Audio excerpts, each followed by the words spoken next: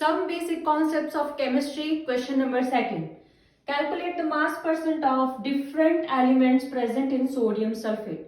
Sodium sulphate में पाए जाने वाले सारे एलिमेंट्स का मास परसेंटेज निकालिए। परसेंटेज निकालने के लिए जो भी टोटल होता है उसमें हम एक जो भी दिया हुआ है उसका वैल्यू रखते हैं ऊपर और मल्टीप्लाई 100 करते हैं।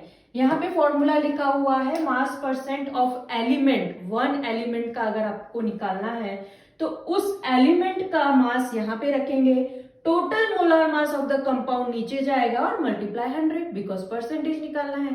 अब ये क्वेश्चन आप इजीली सॉल्व कर सकते हैं if you know how to calculate the molar mass of the compound. The compound is sodium sulphate.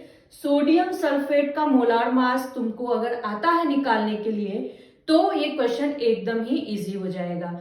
Molecular mass निकालने का फॉर्मूला है, आपको उसमें जितने भी एलिमेंट्स हैं, एटम्स हैं, उसका एटॉमिक मास पता है।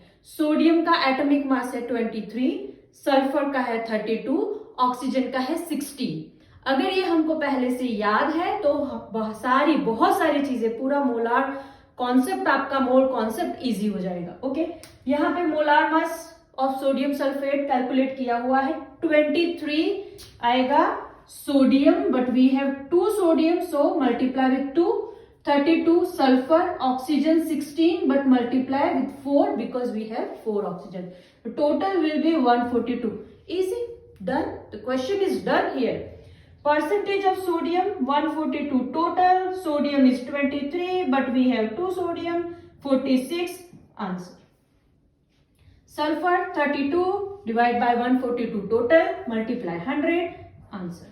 And oxygen we have here 4 oxygen 116, 16 multiply 4 क्या हो गया 64 हो गया, और then 142 multiply 100 and the answer 45.07%. Thank you.